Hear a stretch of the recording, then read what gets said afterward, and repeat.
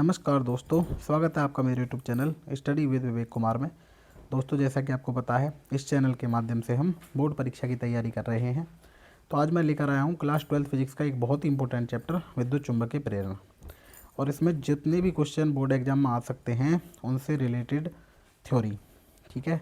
तो इस वीडियो में हम इस चैप्टर से रिलेटेड सारी थ्योरी करने वाले हैं और इसके अगले वीडियो में हम करेंगे इससे रिलेटेड न्यूमेरिकल्स। तो आप ये मान के चलिए इससे बाहर कुछ नहीं आने वाला है इस चैप्टर से। इस वीडियो में मैंने सारा थ्योरी कंप्लीट की है, कवर की है, तो जो आपकी परीक्षा के लिए काफ़ी इंपॉर्टेंट होने वाली है। इस चैप्टर से हर ईयर लगभग 4 या 5 नंबर का आता है, तो आप इस चैप्टर को बिल्कुल भी स्किप नहीं कर सकते हैं, ना ही अवॉइड कर सकते हैं। तो इस वीडियो को कंप्लीट देखेंगे, वीडियो स्किप बिल्कुल नहीं करनी है, पूरा वीडियो देखिए। वीडियो अच्छी लगे तो लाइक करें, शेयर करें और चैनल को सब्सक्राइब करें। तो चलिए शुरू करते हैं आज विद्युत चुंबकीय प्रेरण। देखिए, इस चैप्टर की शुरुआत होती है चुंबकीय फ्लक्स से। देखिए, इससे पहले हमने वैद्युत फ्लक्स भी पढ़ा है। तो वैद्युत फ्लक्स क्या होता है? वैद्युत फ्लक्स पढ़ा है कि किसी वैद्युत क्षेत्र में स्थित किसी पृष्ठ से गुजरने वाली वैद्युत बल रेखाओं की संख्या। तो वहाँ पर होता था वैद्युत बल रेखाओं की संख्या कहलाती थी वैद्युत फ्लक्स, है ना। तो जब वहाँ पर वैद्युत बल रेखा की संख्या थी, तो यहाँ पर क्या होगी? चुंबकीय बल रेखाओं की संख्या होगी, तो वो चुंबकीय फ्लक्स हो जाएगा। वहाँ वैद्युत क्षेत्र में पृष्ठ स्थित था, यहाँ चुंबकीय क्षेत्र में स्थित होगा। तो यही केवल चेंजमेंट है, बाकी दोनों डेफिनेशन जो है बिल्कुल एक जैसी हैं। तो आप देख सकते हैं चुंबकीय फ्लक्स। तो चुंबकीय फ्लक्स में क्या है कि एक समान चुंबकीय क्षेत्र में स्थित किसी पृष्ठ से लंबवत गुजरने वाली चुंबकीय बल रेखाओं की संख्या को उस पृष्ठ से बद्ध चुंबकीय फ्लक्स कहते हैं। इसे फाई एम से प्रदर्शित करते हैं, ठीक है। और देखिए, जो वैद्युत फ्लक्स होता था उसे फाई ई से डिनोट करते हैं। तो ई फॉर इलेक्ट्रिक हो जाएगा और एम फॉर मैग्नेट हो जाएगा। तो चुंबकीय फ्लक्स है तो फाई एम से डिनोट करने वाले हैं, प्रदर्शित करने वाले, याद रखेंगे, ठीक है। उसके बाद इसके हम क्या बनाएंगे? सूत्र बनाएंगे, देख लीजिए। तो यहाँ पर एक सूक्ष्म क्षेत्रफल अवयव डी ए लिया है और बी तीव्रता के एक समान चुंबकीय क्षेत्र में स्थित है वो। तब क्षेत्रफल अवयव जो डी ए वैक्टर होगा उससे गुजरने वाला फ्लक्स जो होगा, तो ये मान लीजिए एक पूरा पृष्ठ है जो चुंबकीय क्षेत्र में है, ठीक है। तो उसका कोई क्षेत्रफल अवयव है डी ए, एक छोटा सा खंड होता है, उसे बोलते हैं डी ए वैक्टर, है ना। तो डी ए वैक्टर से गुजरने वाला जो फ्लक्स होगा वो होगा डी फाई बराबर B vector dot d A vector. अब हमने 11 में पढ़ा है, कक्षा 11 में, कि ए डॉट बी बराबर होता है ए बी कॉस थीटा। तो यहाँ बी डॉट डी ए है तो B d A cos theta हो जाएगा। अब ये जो बी है, सॉरी जो थीटा है, वो किसके बीच का कोण है? बी वैक्टर और डी ए वैक्टर के बीच का कोण है। अब भाई ये हो जाएगा कितना फिर? फाई बराबर B d A cos theta. अब ये मान लीजिए यदि थीटा बराबर हो 0 तो कॉस 0 की वैल्यू 1 हो जाएगी। तो फाई बराबर कितना हो जाएगा? बी डी ए, ये आ जाएगा निकल के इसके लिए, फाई बराबर बी डी ए, या बी को बाहर कर दीजिए। अब ये जो डी ए होगा ये आकृति पे डिपेंड करेगा, इसलिए मैंने केवल यहाँ पर फाई बराबर बी ए लिख दिया है। आप देखेंगे कि फाई बराबर लिख दिया है बी ए, लेकिन ये जो डी ए है ये डिपेंड करेगा आकृति पे। मान लीजिए अगर पृष्ठ जो है बेलनाकार है तो इसकी वैल्यू होगी 2 पाई आर एच या एल, ठीक है, हाइट हो या लंबाई हो। इसके बाद यदि पृष्ठ है वृत्ताकार तो जो डी ए होगा उसकी वैल्यू होगी पाई आर स्क्वायर। कुल मिलाकर बात ये है, ये डिपेंड करेगा आकृति पे कि पृष्ठ कैसा है ना। तो फाई बराबर क्या हो गया? फाई बराबर हो गया बी ए। तो अब यहाँ से मात्रक बना लीजिए इसका।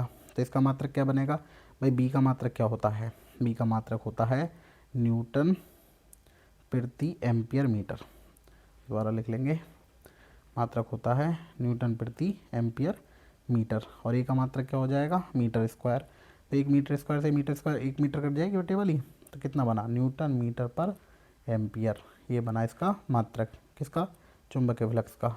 इसके अलावा जो दूसरा मात्रक होता है वो होता है वेबर। तो ये दोनों मात्रक आपको याद रखने हैं। अब इसमें ये भी आपको याद रखना है कि 1 वेबर किसके बराबर होगा? 1 वेबर बराबर होता है 1 न्यूटन मीटर पर एम्पियर के। तो ये भी आपको याद रखना है, ठीक है। तो जो विमीय सूत्र इसका होगा वही वेबर का होगा, है ना। मात्रक बराबर इस होने का क्या मतलब है कि दोनों का विमीय सूत्र सेम होगा। अब सीजीएस पद्धति में इसका मात्रक होता है मैक्सवेल, ये भी आपको याद रखना है, ठीक है। अब इसका विमीय सूत्र बना लीजिए। तो विमीय सूत्र आप इधर देख लीजिए, ये कितना है मात्रक? न्यूटन मीटर पर एम्पियर। तो न्यूटन का विमीय सूत्र M L T minus 2, metre का एल और इसका हो गया ए। इस सब को ऊपर ले जाइए तो M L square T minus 2 और ए माइनस 1, ये होगा इसका विमीय सूत्र। देखिए, चुंबकीय फ्लक्स की डेफिनेशन आपके लिए बहुत इंपॉर्टेंट है, आप इसे अवॉइड नहीं कर सकते हैं। अच्छे से तैयार करके जाइए, मात्रक पढ़ के जाइए, विमीय सूत्र पढ़ के जाइए, आपके 2 नंबर के लिए काफ़ी इंपॉर्टेंट होगा। ठीक है, चलिए देखते हैं आगे। इसके अलावा आपको ये याद रखना बहुत ही इंपॉर्टेंट है कि यह एक अदिश राशि भी है। जो चुंबकीय फ्लक्स है वो अदिश राशि है। ठीक है, जैसे वैद्युत फ्लक्स भी अदिश राशि थी तो ये भी अदिश राशि होगी। इसके बाद चलते हैं आगे। इसके बाद ये देख लीजिए नोट में क्या कंडीशन है। नोट की फर्स्ट कंडीशन है, यदि चुंबकीय बल रेखा पृष्ठ से बाहर निकलती है तब पृष्ठ से संबद्ध जो चुंबकीय फ्लक्स होगा वो धनात्मक होगा। सेम है जैसे वैद्युत फ्लक्स होता था। अगर वैद्युत फ्लक्स मतलब जो वैद्युत बल रेखा किसी पृष्ठ के अंदर जाती थी तो वो माइनस होता था फ्लक्स, और जो बाहर आती थी वो प्लस होता था। तो यही सेम कंडीशन चुंबकीय बल रेखाओं के लिए है। अगर चुंबकीय बल रेखा पृष्ठ से बाहर आ रही हैं तो फ्लक्स होगा धनात्मक, और अंदर जा रही हैं तो फ्लक्स होगा ऋणात्मक। ये दोनों बातें इंपॉर्टेंट हैं आपके लिए, तो आपको याद रखनी है। इसके बाद देखनी है घटना, जो चैप्टर का ही नाम है वैद्युत चुंबकीय प्रेरण।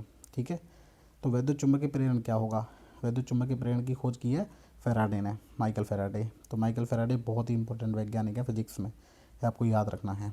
ठीक है, देखिए क्या होगा वैद्युत चुंबकीय प्रेरण। तो जब किसी परिपथ से बद्ध चुंबकीय फ्लक्स के मान में परिवर्तन करते हैं या होता है तो परिपथ में एक प्रेरित विद्युत भाग बल उत्पन्न हो जाता है।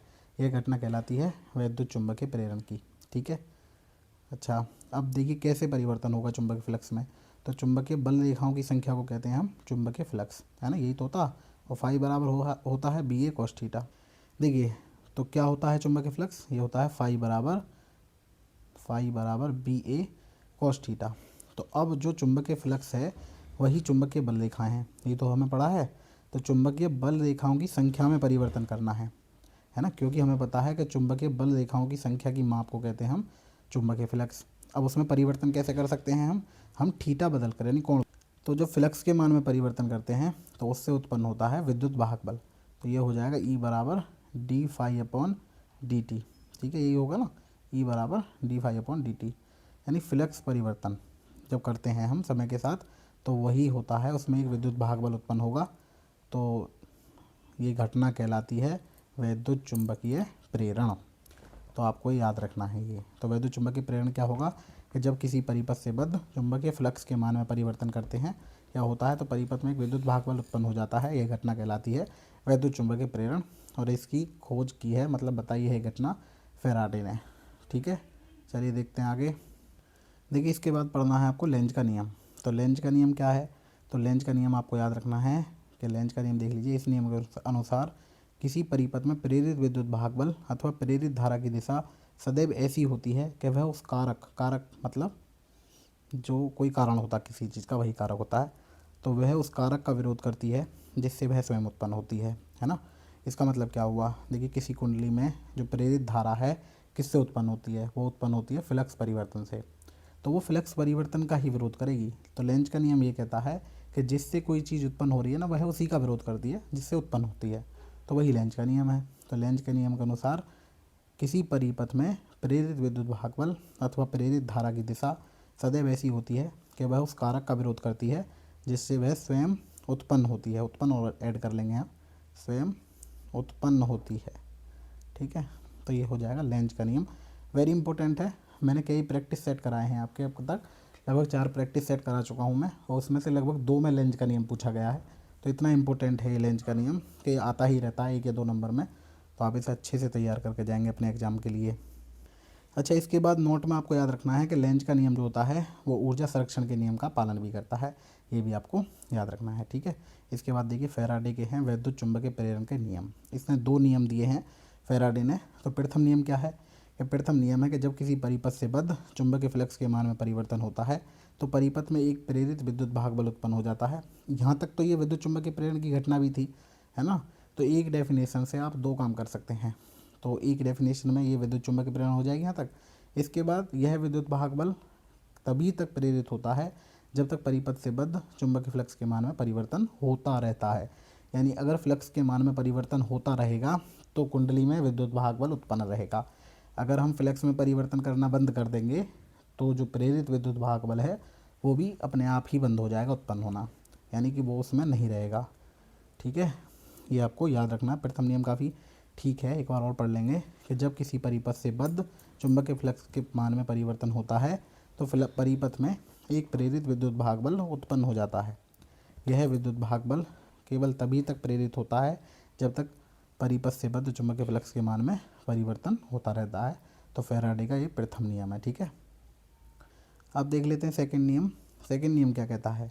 फैराडे का द्वितीय नियम कहता है कि किसी परिपथ में उत्पन्न प्रेरित विद्युत भागबल का परिमाण, यानी कि देखिए प्रथम नियम बताता है कि कब तक उत्पन्न होगा प्रेरित विद्युत भागबल, और दूसरा नियम बताता है कि वह कितना उत्पन्न होगा, है ना। पहला नियम बताता है कैसे उत्पन्न होता है, दूसरा बताता है कितना उत्पन्न होता है, क्या, प्रेरित विद्युत भागबल, है ना। तो किसी परिपथ में उत्पन्न प्रेरित विद्युत भागबल का परिमाण चुंबकीय फ्लक्स के मान में परिवर्तन की दर के बराबर होता है, यानी कि फ्लक्स परिवर्तन की दर के बराबर होता है किसी कुंडली में प्रेरित विद्युत वाहक बल का मान। अब इसमें ये मान लेंगे हम कि यदि किसी परिपथ से बद्ध चुंबकीय फ्लक्स के मान में सूक्ष्म समयांतराल dt, मैंने सूक्ष्म समय लिया dt में परिवर्तन d फाई हो, तब परिपथ में विद्युत भागबल, तो ये कितना हो जाएगा, E बराबर माइनस के d फाई अपॉन dt। अब ये जो माइनस का चिन्ह आया है यहाँ पर, ये माइनस का चिन्ह आया है लेंज के नियम से। भाई लेंज का नियम ही तो कहता है कि परिवर्तन का विरोध होगा, तो ये परिवर्तन हो रहा d फाई अपॉन dt का मतलब क्या है, फ्लक्स में समय के साथ परिवर्तन, d phi upon dt flux परिवर्तन की दर है।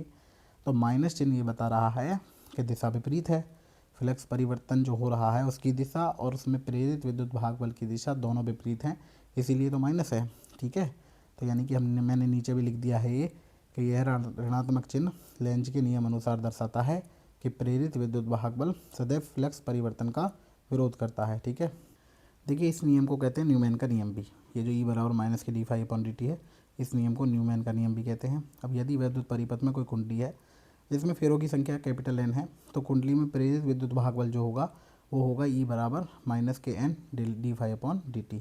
ठीक है, ये हो जाएगा माइनस के n d phi upon dt। अब इसे n को अंदर ले जाइए d के साथ, यानी कि इसमें परिवर्तन करें तो ये हो जाएगा n फाई। अब जो n फाई होती है ये होती है फ्लक्स ग्रंथिकाओं की संख्या, ये भी आपको याद रखना है कि n फाई क्या है, फ्लक्स ग्रंथिकाओं की संख्या, और ये होता है वेबर टर्न इसका मात्रक, यानी फ्लक्स ग्रंथिकाओं की संख्या का मात्रक होता है वेबर टर्न। ठीक है, तो ये हुआ, दोनों नियम हो गए इसके। तो दोनों नियम आपको याद रखने हैं, फैराडे के वेरी इंपॉर्टेंट नियम है, फैराडे के कई बार लगातार बोर्ड एग्जाम में पूछे गए हैं, तो आप इसे बिल्कुल भी स्किप नहीं करके जा सकते हैं इस चैप्टर में। तो ये आपको वेरी इंपॉर्टेंट है, पढ़ने हैं। ठीक है, चलिए इसके बाद देखते हैं एक समान चुंबकीय क्षेत्र में गतिमान चालक में उत्पन्न विद्युत वाहक बल। तो ये आप पढ़ लेंगे, बहुत ही आसान डेरिवेशन है, बहुत छोटी सी डेरिवेशन है। ठीक है, देखिए यहाँ पर मान लेंगे, माना स्मॉल एल लंबाई की कोई छड़ है, किसी एक समान चुंबकीय क्षेत्र कैपिटल बी में क्षेत्र की दिशा के लंबवत v वेग से गति कर रही है।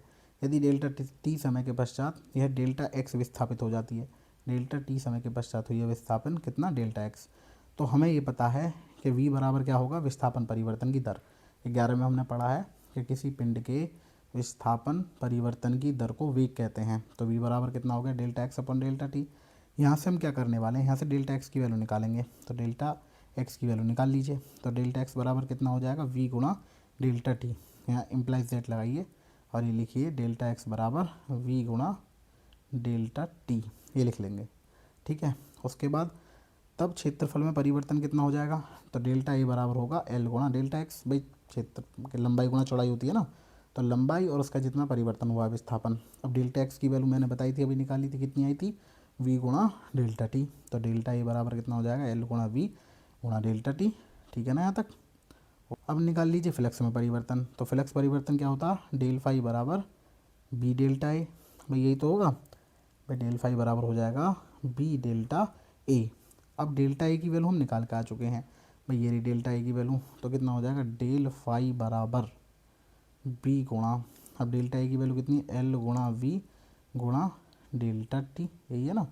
ये डेल फाई आई, अब डेल्टा t को इसके बटे में लिया हो तो del phi upon del t बराबर कितना होगा, बी वी एल, ये हो गया ना। अब हमें पता है कि del phi upon del t किसके बराबर है, विद्युत भागबल के बराबर है, तो ये बराबर कितना हो जाएगा, बी वी एल, यही होगा प्रेरित विभवांतर। ठीक है, देखिए इसमें आगे सॉल्व किया है, तो डेल फाई बराबर हो गया बी गुणा एल गुणा वी गुणा डेल्टा टी, है ना।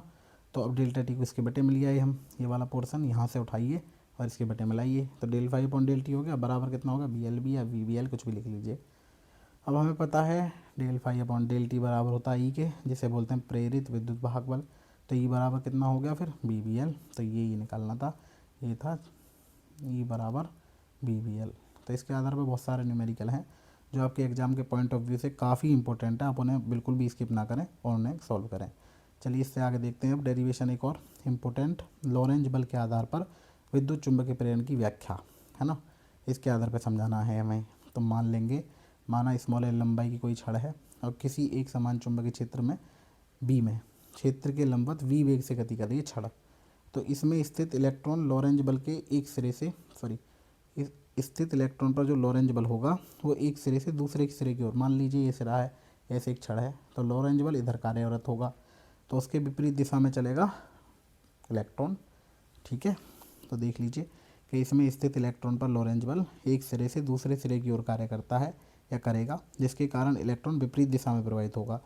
जैसे ही इलेक्ट्रॉन प्रवाहित होंगे तो उस चालक छड़ में धारा प्रवाहित होने लगेगी। भाई हमें पता है जैसे ही इलेक्ट्रॉन चलने लगेंगे, इलेक्ट्रॉन की गतिमान अवस्था को ही विद्युत धारा कहते हैं हम, यही तो कहते हैं। तो इलेक्ट्रॉन गति करने का मतलब क्या है कि छड़ में विद्युत धारा का प्रवाहित होना। अब जब छड़ में धारा प्रवाहित हो जाएगी तो उसके कारण कुछ बल लगेगा भाई छड़ पर भी।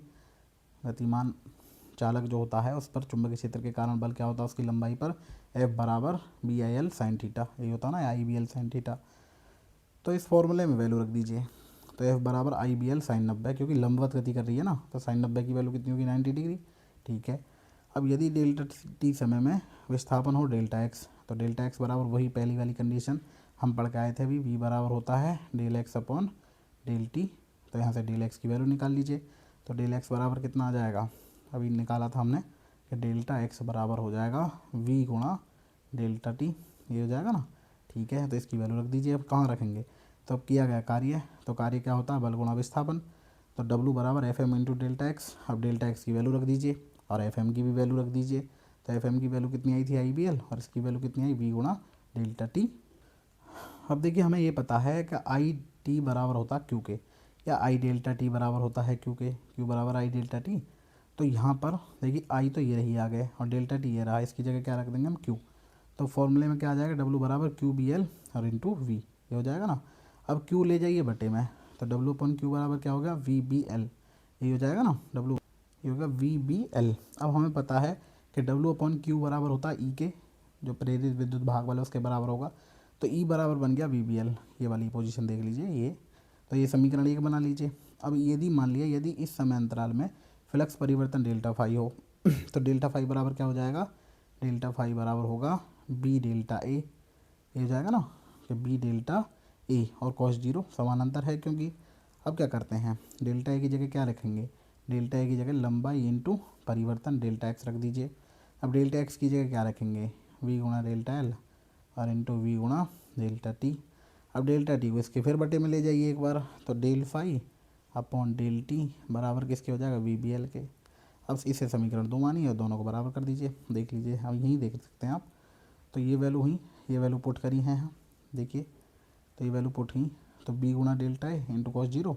अब डेल्टा ए की जगह रख दिया एल गुणा डेल्टा एक्स, अब डेल्टा एक्स की जगह रख दिया वी गुणा डेल्टा टी को इसके बटे में ले आए। तो दोनों समीकरण एक और दो देखिए बी बी एल के बराबर हैं दोनों, तो समीकरण एक और दोनों को बराबर कर दीजिए। तो कितना आएगा, ई बराबर del phi upon del t. तो हो गई ये लॉरेंज बल से विद्युत चुंबकीय प्रेरण की व्याख्या हो गई।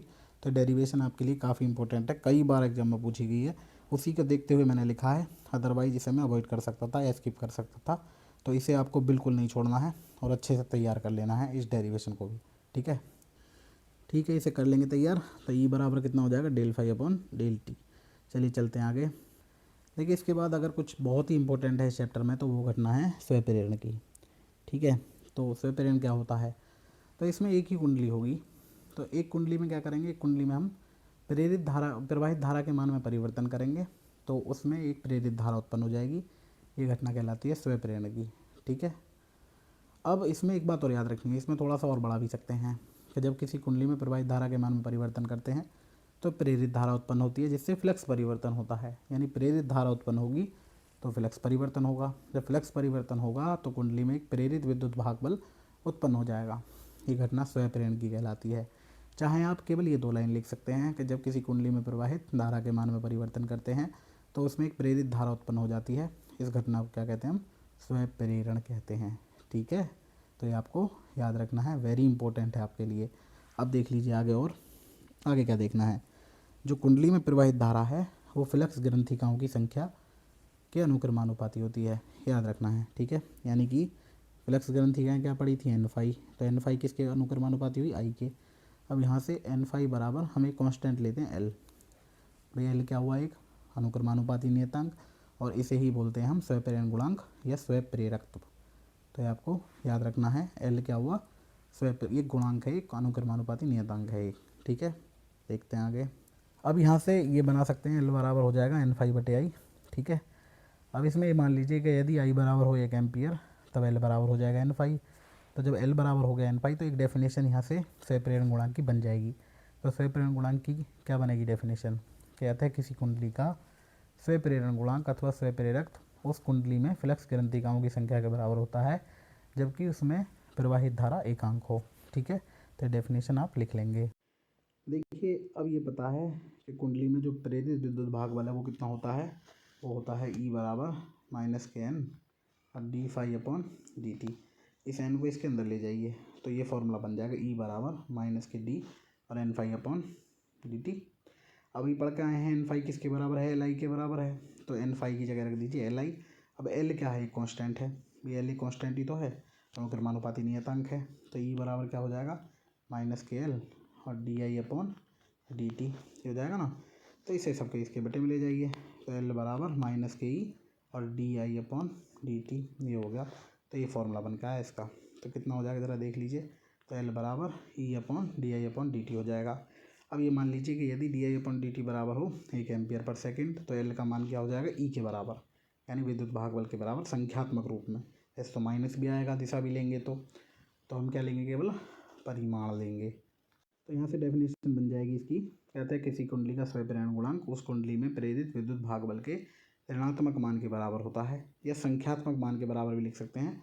विद्युत भाग बल के संख्यात्मक मान के बराबर होता है जबकि कुंडली में धारा परिवर्तन की दर एकांक हो, ठीक है। तो इस ऋणात्मक की जगह आप लिख देंगे संख्यात्मक, ठीक है। तो किसी कुंडली का स्वप्रेरण गुणांक उस कुंडली में प्रेरित विद्युत भाग बल के संख्यात्मक मान के बराबर होता है जबकि कुंडली में धारा परिवर्तन की दर कितनी हो, एकांक हो, 1 हो, बिल्कुल, है ना। तो इसके बाद क्या करेंगे, इसका मात्रक देख लेंगे। तो मात्रक देखिए इधर, देखिए स्वप्रेरण गुणांक का मात्रक क्या होगा, भाई हमें फॉर्मूला अभी बनाया हमने कि E बराबर L बराबर हुआ E/di/dt। तो T को ऊपर ले जाइए, है ना, और I बटे में रहेगी। तो E मतलब वोल्ट और T मतलब सेकंड, तो वोल्ट सेकंड और I का मात्रक बटे में एम्पियर, तो वोल्ट सेकंड पर एम्पियर हो जाएगा। और इसे हेनरी भी बोलते हैं, यानी 1 वोल्ट पर सेकंड, क्या बोलेंगे कि 1 वोल्ट सेकंड पर एम्पियर बराबर होगा 1 हेनरी के। ये भी आपको याद रखना है। यहाँ से विमीय सूत्र बना लीजिए। तो वोल्ट का क्या होता है mL² T-3 A-1, और सेकंड का क्या हो जाएगा T, और बटे में है धारा, तो धारा का हो जाएगा ये, सभी एक साथ कर लेंगे तो कितना हो जाएगा, तो ये हो जाएगा mL2 T-2 और A-2। तो ये हो जाएगा इसका विमीय सूत्र। देखिए बहुत बार पूछा गया है L का विमीय सूत्र, तो आपको याद करना, स्वप्रेरण गुणांक का विमीय सूत्र जरूर याद रखेंगे। इसके अलावा देखिए विमीय सूत्र कैसे पूछे जाते हैं, या तो L/C का पूछे, L/R का पूछे, R/C पूछे, R/L पूछे, है ना। और ये तीनों ही ज़्यादा इम्पोर्टेंट है, L/V, V/C, ये विमीय सूत्र आपसे पूछे जा सकते हैं। तो अब विमीय सूत्र आप तैयार करके जाएंगे अच्छे से, जिससे आप आसानी से इन्हें कर सकें, ठीक है।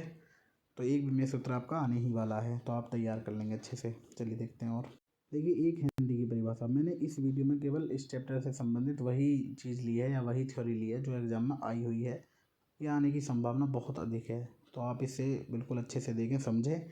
अगर आपने तैयार कर रखी है तो आपकी रिवीजन हो जाएगा, नहीं तैयार किया तो इन्हें तैयार कर लीजिए आप, ठीक है। तो 1 हेनरी की परिभाषा, अभी लास्ट मैंने जो पेपर प्रैक्टिस सेट कराया था उसमें 1 हेनरी की परिभाषा पूछी गई थी आपसे। तो देखिए 1 हेनरी क्या होता है कि 1 हेनरी उस कुंडली के स्वप्रेरण गुणांक के बराबर है जिसमें 1 एम्पियर पर सेकंड की दर से धारा परिवर्तन होने पर 1 वोल्ट का स्वप्रेरित विद्युत भाग बल उत्पन्न होता है। तो वेरी इंपॉर्टेंट डेफिनेशन है, तैयार कर लेंगे 1 हेनरी की, ठीक है। चलिए देखते हैं आगे। देखिए इसके बाद है एक समतल वृत्ताकार कुंडली का स्वप्रेरक। तो इसमें ये मान लेंगे हम कि माना स्मॉल r त्रिज्या की एक समतल वृत्ताकार कुंडली में फेरों की संख्या N और प्रवाहित धारा I हो, तो उस कुंडली में चुंबकीय क्षेत्र कितना होगा। ये फॉर्मूला हमने 7 चैप्टर गतिमान आवेश एवं चुंबकीय क्षेत्र में पढ़ा है कि वृत्ताकार कुंडली के केंद्र पर उत्पन्न चुंबकीय क्षेत्र। है ना, जब इसमें धारावाही भी हो, यानी धारावाही वृत्ताकार कुंडली, या जब कुंडली में धारा प्रवाहित हो रही हो, तब उसके केंद्र पर चुंबकीय क्षेत्र कितना होता है, बी बराबर μ0n/2r, ये होगा। ठीक है, अब कुंडली से बद्ध चुंबकीय फ्लक्स निकाल लीजिए, तो कितना हो जाएगा, फाई बराबर बी है। तो अब बी की वैल्यू जो समीकरण 1 में हमने निकाली थी उसे यहाँ रख दीजिए, तो फाई बराबर कितना, μ0n/2r, ये रख देंगे वैल्यू, देख लीजिए भाई, बी बराबर μ0n/2r, और ए का मान वृत्ताकार कुंडली का क्षेत्रफल πr²। अब आर से आर कैंसिल आउट कर दीजिए, तो फाई की वैल्यू कितनी आई, μ0n/, और πr/2 इतनी हो जाएगी। ठीक है, देख लेंगे। और इसके बाद एन फेरों से बद्ध चुंबकीय फ्लक्स निकालेंगे, सॉरी हाँ चुंबकीय फ्लक्स, तो एन फाई बराबर कितना हो जाएगा, एन की मल्टीप्लाई कर दीजिए, तो μ0n² आर हो जाएगा ना /2, तो ये तो हो जाएगा μ0n² I πr/2 हो जाएगा। अब हमें क्या निकालना है, वृत्ताकार कुंडली का स्वप्रेरक, तो कितना हो जाएगा, L बराबर n फाई और बटे में आई, ये हो गया ना, L बराबर n फाई बटे आई। अब इसकी वैल्यू निकाल लीजिए भाई, n फाई की वैल्यू कितनी है हमारे पास, ये रही μ0n² I πr, यही है ना, तो वैल्यू रख दीजिए, तो μ0n² I πr और अपॉन में 2, यहाँ कर दीजिए 2 और बटे में आई से आई कैंसिल आउट, तो कितना बचा, तो L बराबर बचा μ0n² πr बटे 2, तो इतने हेनरी आएगा समतल वृत्ताकार कुंडली का स्वप्रेरक। तो ये होगी इसकी डेरिवेशन, अच्छी डेरिवेशन है। इसके बाद देख लीजिए अन्योन्य प्रेरणा, म्यूचुअल इंडक्शन। इसमें क्या होगी, दो कुंडली होंगी, जो स्वप्रेरणा था उसमें एक ही कुंडली थी, उसी में हम परिवर्तन कर रहे थे धारा का, उसी में विद्युत वाहक बल, उसी में प्रेरित धारा उत्पन्न हो रही थी। ठीक है, तो इसमें क्या होगा, लेकिन इसमें एक तो कुंडली होगी भाई, दो कुंडली होंगी समीप भाई, ये मान लीजिए दो कुंडली होंगी, ये एक कुंडली है, एक और कुंडली है। इसमें जैसे ट्रांसफार्मर जो होता है वो अन्योन्य प्रेरण के सिद्धांत पर ही कार्यरत होता है, तो एक प्राइमरी और एक सेकेंडरी। तो क्या होगा, जो प्राइमरी होगी कुंडली, प्राइमरी मतलब प्राथमिक, तो प्राथमिक कुंडली के फ्लक्स में परिवर्तन करेंगे तो दूसरी कुंडली में प्रेरित विद्युत वाहक बल उत्पन्न होगा, तो ये घटना कहलाती है अन्योन्य प्रेरण की। ठीक है, तो इसे पढ़ लेंगे कि जब एक दूसरे के निकट रखी कुंडलियों में से किसी एक कुंडली में प्रवाहित धारा के मान में परिवर्तन करते हैं तो कुंडली में एक प्रेरित विद्युत वाहक बल उत्पन्न हो जाता है, ये घटना कहलाती है अन्योन्य प्रेरण। ठीक है, तो याद रखना है इसके लिए। और भी कुछ इंपॉर्टेंट देख लेते हैं इसमें, देखिए इसमें ये भी देख लेंगे आप कि धारावाही परिनालिका का प्रेरकत्व क्या होता है। तो एक स्मॉल एल लंबाई की परिनालिका मान लेंगे हम, और उसमें फेरों की संख्या मान लेंगे कैपिटल एन। तो धारावाही लंबी परिनालिका के कारण जो उत्पन्न चुंबकीय क्षेत्र होता है वो कितना होता है, देखिए सबसे पहले हमें चुंबकीय क्षेत्र में डालना है, तो μ0n/L ये होता ना। अब हमें क्या करना है, अब फाई निकालना है, तो फाई बराबर क्या होता है, बी की इसमें मल्टीप्लाई कर दीजिए, तो कितना हो जाएगा, बस यहीं ए लगा दीजिए भाई, यहाँ फाई कर दीजिए, ये फाई और यहाँ ए लगा दीजिए, तो ये हो गया इतना। अब इसमें क्या करना है, ये तो निकला फाई, अब निकालना है एन फाई, तो एन फाई कितना हो जाएगा, एन की और मल्टीप्लाई कर दीजिए, तो μ0n² IA/L। अब क्या करना है, अब हमें निकालना स्वप्रेरक, तो एल बराबर कितना हो जाएगा, एन फाई बटे आई। अब एन फाई की वैल्यू ये रही, इसमें आई हटा दीजिए बस, तो ये क्या हो जाएगा, ये कुंडली का स्वप्रेरक हो जाएगा, धारावाही परिनालिका का, सॉरी। ठीक है, थोड़ी सी इसमें थ्योरी लिख लेंगे आप कि माना एक धारावाही परिनालिका है जिसकी लंबाई स्मॉल एल तथा उसमें फेरों की संख्या है कैपिटल एन। तो कुंडली के कारण उत्पन्न चुंबकीय क्षेत्र क्या होगा, μ0n/L। कुंडली में उत्पन्न फ्लक्स निकाल लीजिए, फाई बराबर बी है। अब इसकी वैल्यू रख देंगे μ0n/L/πr²। इसे चाहे छोड़ सकते हैं, अवॉइड कर दीजिए, πr² ना रखें और डायरेक्ट ही वैल्यू रख दें, तो μ0n² और ए रखेंगे केवल, μ0n² A/L, और हेनरी और लगा देंगे क्योंकि स्वप्रेरक का मात्रक होता है हेनरी। ठीक है, देखिए इसको भी आप देख सकते हैं, कुंडली में संचित चुंबकीय स्थितिज ऊर्जा, तो इसका फॉर्मूला बन के आएगा U बराबर ½ Li²। तो ये भी आप देख लेंगे, इंपॉर्टेंट है आपके लिए, हो सकती है आ जाए एग्जाम में, लेकिन आती नहीं है ये, तो ये भी आपके लिए इंपॉर्टेंट होगी, इसे आप देख सकते हैं। ठीक है, देखिए इसके बाद ये भी है कि फैराडे का विद्युत चुंबकीय प्रेरण का प्रयोग, तो ये भी एग्जाम में आता नहीं है। अगर ज़्यादा डीप पढ़ना होता तो हम इसे पढ़ने वाले थे, लेकिन हमें इतना डीप पढ़ना नहीं है, केवल हमें अपने 2026 के बोर्ड एग्ज़ाम की तैयारी करनी है, तो इसे हम अवॉइड कर सकते हैं, इतना इंपॉर्टेंट है नहीं। फिर भी आपको पढ़ना है तो आप इसका स्क्रीनशॉट ले सकते हैं। ठीक है, हाँ, तो इसे आप देख लेंगे, पढ़ लेंगे, बस केवल रीड कर लेंगे, ज़्यादा इंपॉर्टेंट नहीं है, इससे MCQ आने की संभावना बन सकती है। ठीक है, इसके अलावा आप ये भी देख सकते हैं अन्योन्य प्रेरण गुणांक अथवा अन्योन्य प्रेरक। ठीक है, तो ये भी आप देख लेंगे, इसका मात्रक देख लेंगे, विमेय सूत्र वही होगा जो स्वप्रेरक का था। ठीक है, अब देखिए इस चैप्टर से संबंधित जितना भी इम्पोर्टेंट था वो सब मैं करा चुका हूँ। तो ये बिल्कुल जितना भी इम्पोर्टेंट है आपके 2026 एग्ज़ाम के लिए, तो आप इसे देख सकते हैं, नोट कर सकते हैं। जितने भी क्वेश्चन आए हैं वो सारे मैंने लिए हैं। तो इससे अगली वीडियो में मैं लेकर आऊँगा जो भी इससे आए हुए क्वेश्चन हैं और जितने भी आए हुए न्यूमेरिकल्स हैं। तो अगर वीडियो अच्छी लगी हो तो लाइक करें, शेयर करें, चैनल को सब्सक्राइब करें। धन्यवाद।